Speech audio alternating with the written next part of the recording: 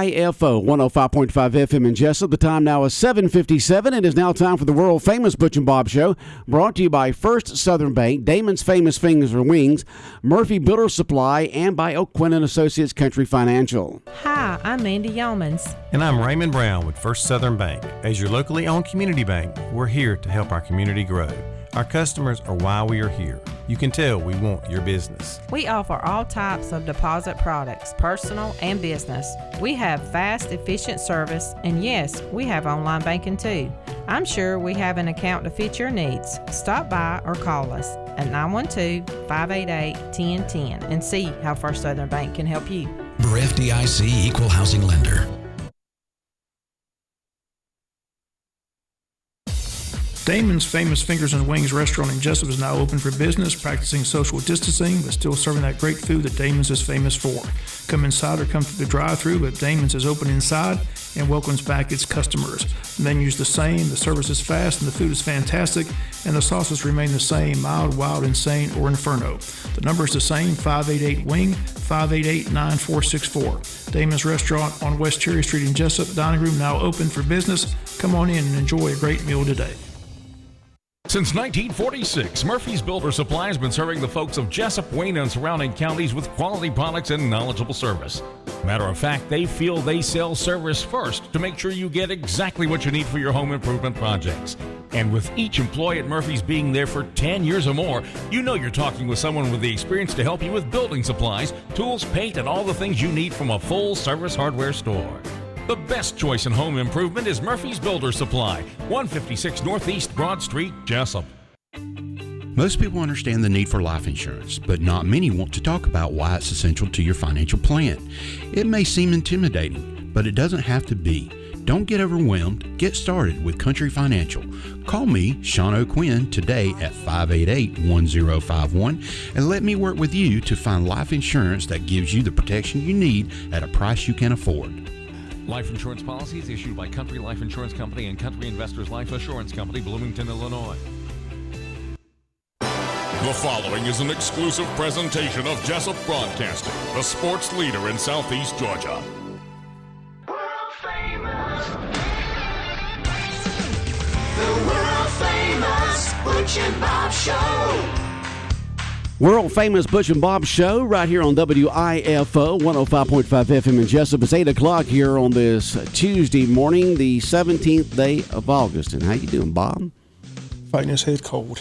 You got a head cold? Can't get rid of it. Where'd you get a head cold from? I have no idea. You have no idea?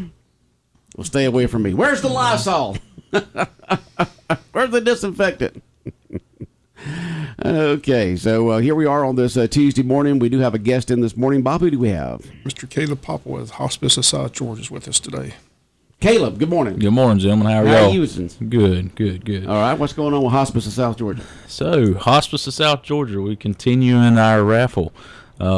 Ticket sales on our current raffle is either $20,000 or a 2021 Nissan Frontier truck. We will be raffling that off at the Friday before Christmas. Tickets are $100 each, and you can get them at Hospice of South Georgia or any one of our wonderful staff members.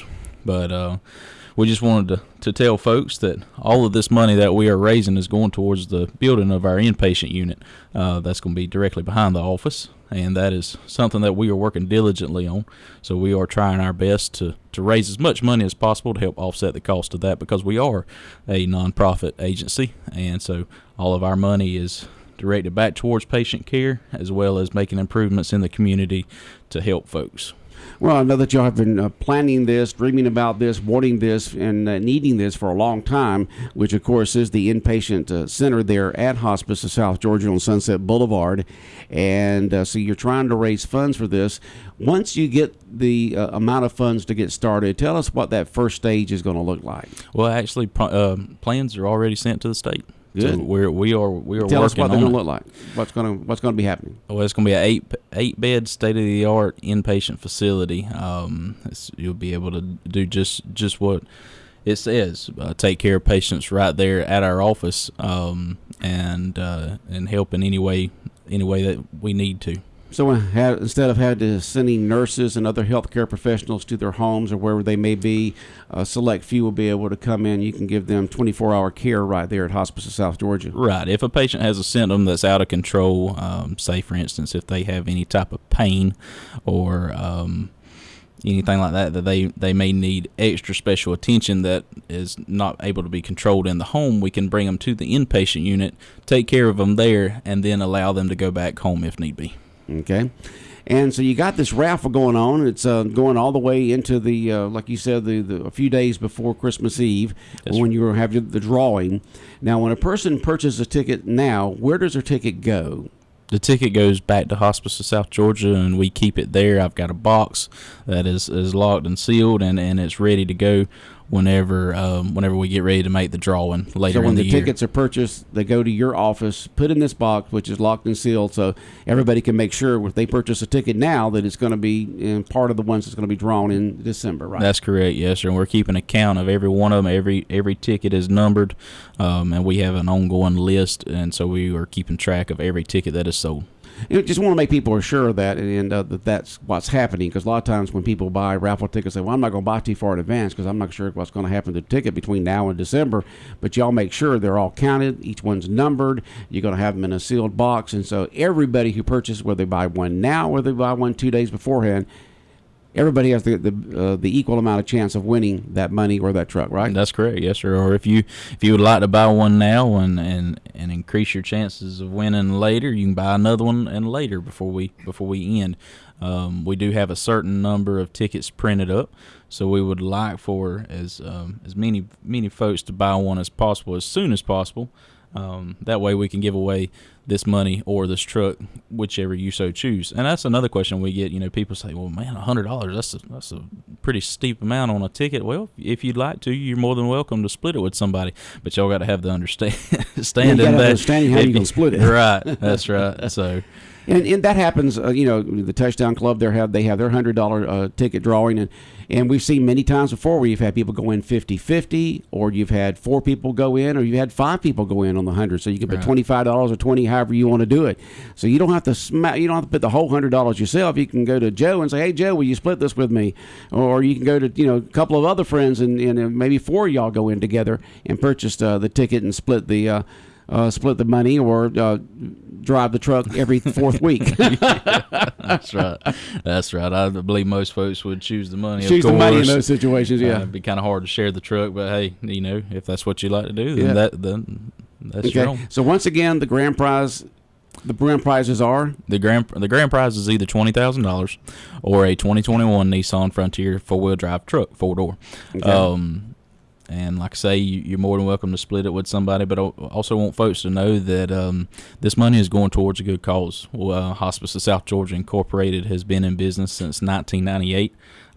We have been serving folks in Wayne and the surrounding counties for almost 23 years now. So we are we have a lot of pride in what we do, and that's taking care of the patients and the families in our community, and ensuring them that no matter, regardless of their payer source, they shouldn't worry about that when it comes to hospice services.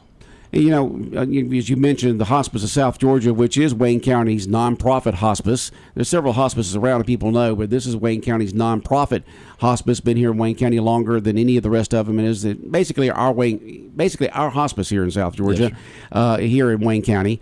And we've had folks on from Hospice of South Georgia ever since it first opened up. And just hats off to every single one of y'all that have come here through the years. Everyone is dedicated to making sure that the hospice serves its patients in the most professional way possible with care that they just wouldn't get without y'all. Yes, sir. And that's another thing I want to mention to folks. If you're thinking or considering hospice services, please give us a call at 912-588-0080. We'd be glad to talk with you. And even if you don't choose to go with hospice services, or if the patient's not ready, at least you'll have a little bit of an established rapport with us, and that way we can sit down and talk with you and get a game plan together for the future. Okay. Hospice of South Georgia, located on Sunset Boulevard across from Bill Morris Park. And tell us a little bit about the staff makeup of hospice? I know you have a board and a staff. Tell us a little about it so we can come familiar with the people involved.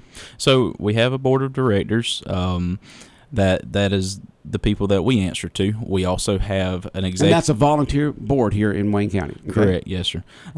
They help make all of our decisions when it comes to building of the hospice house and the plans that are made, and we just all sit down and we tell them on the clinical side what we need, and they tell us what they would like to see, and then we all come together and the plans were made for the hospice house or inpatient unit. I'm sorry. We have an executive director, Miss Tony Ray, clinical director, Miss Jennifer Morse, and then we have all of our nurse case managers, a couple of LPNs as well. That's how I started with Hospice of South Georgia, is I was a nurse with them, and then I got into the marketing side of it, and I've loved it ever since. Being on the market end, you get to go out there and basically tell the message. Yes, sir. Of Hospice of South Georgia, and that's a good message to tell folks. I know that when you're here on the air or in other locations where I've heard you talk, you're passionate about what you do, and that passion goes through the entire board, the staff, and everybody else trying to serve the patients with the best care possible. That's correct. And we also have chaplain services, Brother Stanley Todd, Reverend Fred Anderson, Brother Richard Grice. All three of those folks are our chaplains. We have social work services, CNA services, and volunteer services. If you'd like to be a volunteer with Hospice of South Georgia, with some of our volunteers just recently did some crafts for some patients. Some crafts? Yes, sir. They did some crafts, stuck some stuff together, that for folks that are not really able to get out as much, just something to help brighten their day. So the volunteers basically kind of work with the patients in terms of making their days a little better. Is that correct? Yes, sir, that's correct. Okay. That's great. Okay. Or making stuffed animals for them, lap blankets, knitting, fidget blankets for patients. Fidget blankets, yes, sir, for patients with disabilities that would, just need something to do with their hands. Keep them busy, Yeah. and that's just one of the things that they do there as well. Okay. Hospice of South Georgia, Caleb Hopple in here today. Bob, questions or comments for Caleb this morning? They got this other event taking place. You might want to talk about the 9-week grief support group. It's underway Monday, August 23rd. So yes, sir. Tell us about that. Of course. August 23rd is when we start our monthly grief support. It's a 9-week process. Brother Richard Grice will be leading that meeting. We start on August 23rd, and it's for anybody in the community, regardless of whether you were on hospice services or not. If you've lost a loved one, or if you have someone that you lost close to you that you were just having trouble with grieving and want to talk with someone, this is the place to do it. It's a very comforting environment, non-judgmental. Everybody has the same story or around, sharing the same experiences that you have, and we would love to have you there and just offer this as a service to the community, for them supporting us as well. Okay. All right. So get your raffle ticket just as soon as you possibly can, and from Hospice of South Georgia to win either that $20,000 or that pickup truck that'll be given away right before Christmas Eve. And, one good way of doing raffles is to buy one now, buy one in about 2 or 3 months, and then buy one right at the end. That's right. Even if you have to split it with other folks, that way you get to the bottom, the middle, and the top, and you can increase your chances of perhaps maybe winning the money or winning the truck. And the reason we're doing it all year is because in lieu of COVID, things get a little hectic. So we're trying to give folks enough time to buy a ticket if they would like one, and also raising as much money as possible. Right. So. For your local nonprofit. Yeah, and the inpatient center is going to be a great addition to Hospice of South Georgia. I've been serving folks in this area for 20 years now, and once you get that inpatient area built, that building built, it will be just another great way that y'all can help the folks out. Yes, sir, and that'll be available to anybody that is under hospice services. But also, I would like to mention that Camp Hope is coming up too. That is our grief and bereavement camp that we usually talk about every year. And that's for the kids? Yes, sir. Yeah. Ages 8 through 17 this year. Ages 8 through 17, and we're taking up to 50 kids. So the flyers will be going out, and the registration packets will be going out as well here shortly. But that will be on Camp Jekyll on Jekyll Island this year. It'll be on Jekyll this year. Yes, sir. Okay. And when you say Camp Jekyll, is that the campground or is that another area of Jekyll? That is actually the 4-H center. The 4-H center. Okay. The 4-H center on the south end. Yes, sir. Yeah. Nice facility down there. Yes, sir. So we're looking forward to that. It's actually going to be an overnight camp this year, so we'll be able to spend more time with the kids. Good. You haven't been able to do the overnight before, so that works out really good. Yes, sir. And when will that be? That'll be November 5th through the 7th. No, okay, November 5th through the 7th. Yes, the registration packets will be going out soon. I'm sure you'll be back on the air before long talking about how folks can get registered for that. Those kids ages what now? Ages 8 through 17. 8 through 17. Yes, sir. Camp Hope. So that's why as long as COVID's still, well, hopefully by allows then, us to more people have taken the vaccine, and we'll get this will go down. Yeah. All right. Anything else, Caleb? I think that's it. All right. Come on anytime. We love talking about Hospice of South Georgia and helping y'all out. All right. I appreciate it. All right. 105.5 FM in Jessup, Big Dog Country Radio, WIFO. More of the world-famous Butch and Bob Show in a moment. I don't understand why Mom hits me so hard, or why I don't get to eat every day, or what that stuff Dad makes in the garage is, or why my chest always hurts so bad. A lot of adults say they care about me and other kids like me. Most of them will never do anything to help us, but a few will. Are you one of the few? Nobody longs for a loving family more than a child. By becoming a part of Tri-County CASA, you can help hundreds of children who live right here in your community. Tri-County CASA is currently looking for volunteers who have a heart for helping abused and neglected children. If you'd like to help make a difference, become a volunteer. Contact Pam Holmes at Tri-County CASA at 912-367-0064. 105.5 FM in Jessup, Big Dog Country Radio, WIFO. Remember, during the Butch and Bob Show or any other time, you can text in questions, comments, information, whatever. You can text it in at 912-427-3711. 912-427-3711 is the number to text in questions, comments, information, whatever you need for us to talk about or answer, whatever. Well, Bob, the as you mentioned in local news this morning, qualifying has begun for the Wayne County Council seats, 3 of those, and for mayor. And as you mentioned, as of right now, Ralph Hickox is the only one that has put his hat in the ring for mayor of Jessup. Is that correct? He's announced hasn't qualified. Well, whatever. He's qualified for it. He'll qualify for it soon, but he's announced. I said he threw his hat in the ring, so I guess that's good enough. He didn't throw in your hat in the ring. He's got signs around town, so I'm sure. Yeah, he's throwing his hat in the ring. So he is throwing his hat in the ring to run for mayor, and then you got the 3 other seats. And it's interesting now. You got some more folks wanting to run for city council. Is that correct? All the races are contested right now. Don Darden and Pam Schuman in District 2. So Pam Schuman's running against Don Darden? Don Darden. Okay, incumbent? Okay. As of now, like I said, he qualified and runs all the way up till Friday, 4:30. Okay. District 3, again, Nick Harris not running for re-election, but 2 candidates have qualified, former Commissioner Tim Cockfield and a young female Stephanie Williams. And in District 6, it is Bill Harvey and Heather Altman. So Heather Altman's running against Bill then. So far, those are the ones that are qualified, and they get to qualify through when? Friday, 4:30. Okay, this Friday, 4:30. Now, the mayor only goes through tomorrow, is that correct? 12 noon. Okay, so someone will have to qualify to run against Ralph once he... Has he actually signed the paperwork yet? No, that's what I'm saying. He's not qualified yet. Yeah. What do you mean he hasn't signed the he hasn't qualified yet. He's got his names out there and everything. You think he'd be all signed up and ready to go? He hasn't qualified. He'll qualify. Ralph, if you want to run, you better get down there and sign the papers, boy. Apparently, he couldn't make it yesterday. I'm sure he'll get there today. Yeah. That's just a formality with him. Like he's already running signs and ads and everything else, letting everybody. I'm running for mayor. And so Ralph Hickox's the one right now that's in the ring to run for mayor and have that special election, which will be held on that first Tuesday in November with the city commissioners. But at this moment, his name can't get on the ballot because he isn't qualified. I know, Bob, but that's just a formality. I'm just telling you, that's the facts. Said he threw his hat in the ring. That's good enough, isn't it?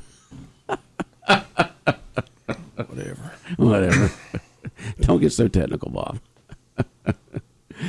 Okay, so that'll be interesting to follow to see that. It's interesting to see that all the the city seats that are have incumbents that are running for re-election, all three now have opposition, and so that'll be interesting to see what happens over the next rest of the week with that. And if anybody else decides to run for mayor of Jessup, they got today and tomorrow to qualify. And then Mayor Weaver in Scriven, he's running for re-election. Any opposition for him yet? Nope, none for him. In the city of Scriven, all their seats are up for re-election, right? Braden Harris qualified to run again, but no one else. Is Odom involved in this year, or are they another year? Okay. We're not involved. Not involved at all. Jessup and Scriven. Okay. In November. And again, if you want to vote and not register to vote, you have until October 4th to do that. Okay, register to vote if you want to vote in November. Through October 4th, you have to register. And as you mentioned in local news, the very first basically major event has now fallen to the wayside and has been canceled because of COVID, right? That's what they tell us. The chamber decided to cancel their legacy dinner this Thursday due to the fact that bring a big crowd, and they're trying to avoid big crowds at this time indoors. So. Right. So no legacy dinner this Thursday. That was scheduled by the Wayne County Chamber of Commerce. That's when the awards are handed out to the different community leaders, and when they get things started for the new year. So it'll be interesting to see how long they have to delay that, and if they're able to do it at all. People have to hold secrets longer. That's right. All these folks who win these awards, like Distinguished Service Award and Business Leader of the Award and things of that sort, secrets will have to be held longer. But basically, it'll depend upon how many people go out there and get their COVID shot. If people keep putting off getting their COVID shot, it will continue to grow in a sense. You'll have more people get the COVID. And will there be another variant after Delta? We had the regular one, the Alpha, whatever it was called, there for over a year, and then things were slacking off, and we're feeling good. We're getting back together. We're taking the mask off. We're having indoor events and all kinds of good stuff, and then suddenly it mutated, and now we have the Delta variant. And so we just we'll see what happens if folks go out there and get vaccinated.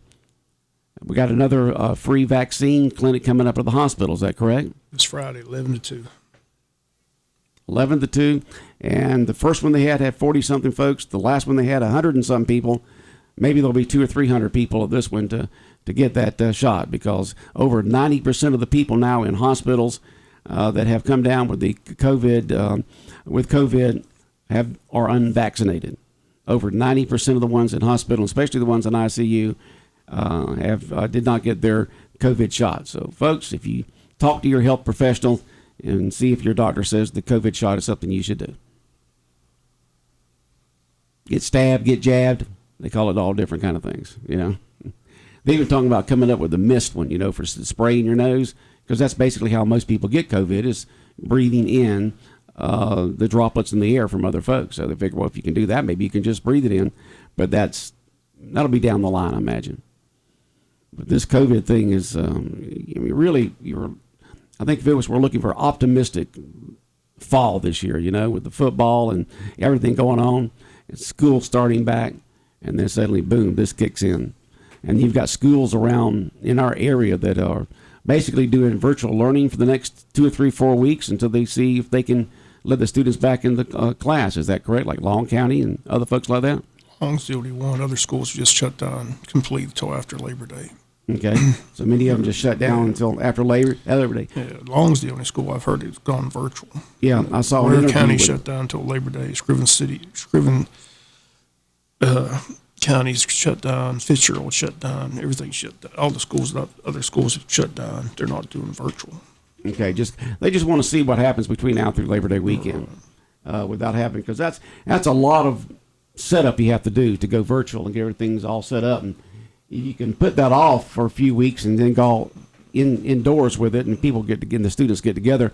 I was watching an interview last night on one of the local TV stations in Savannah where the kids, they want to be in school. They want that socialization. Even if they said, even if we've got to wear a mask and we've got to be distance, from each other, you still have somebody to talk to, because that's one of the side effects that has happened with the students not being in class in many school systems throughout the country this past year, is the fact that it's depressed them, made them have anxiety. We're social beings. We want to be around other folks, and especially kids.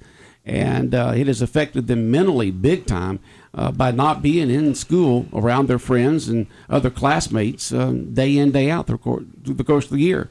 Luckily, here in Wayne County, that didn't happen. The students were able to go to school most all year long, and hopefully that will continue.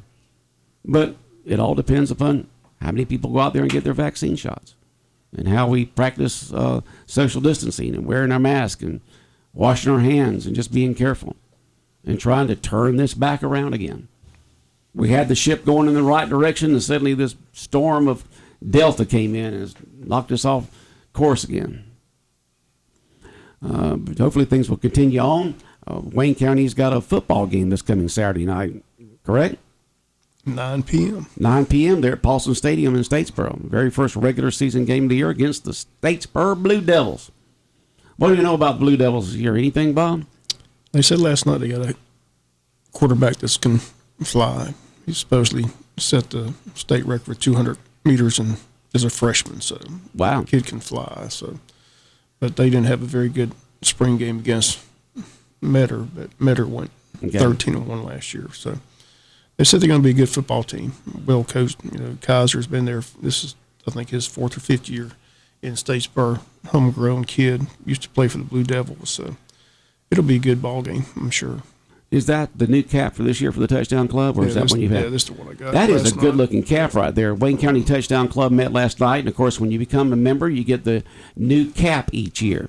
And this is one with the gold build to it, with a kind of a grayish front to it, with the Wayne County football on the front there, and then black around the sides of it.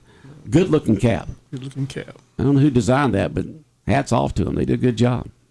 And so Touchdown Club meets every Monday. Where do you meet? Western Sizzling. Western Sizzling, and it's at 6:30 this year, right? Not 7. Right. 6:30 this year, and you can pay by each meal each week, or you can pay for the entire season. It's up to you. Become a member of the Wayne County Touchdown Club. Good meeting last night. Had 2 guest speakers, Sean Spoke and Kevin Price from 912 Sports. Did a good job of talking about their magazine. Okay, so 912 Magazine spoke, and who was the other one? Kevin Price and Sean Smoke. They're both from the magazine. Both of them from 912 Magazine. Right. Okay. It's amazing that magazine started several years ago.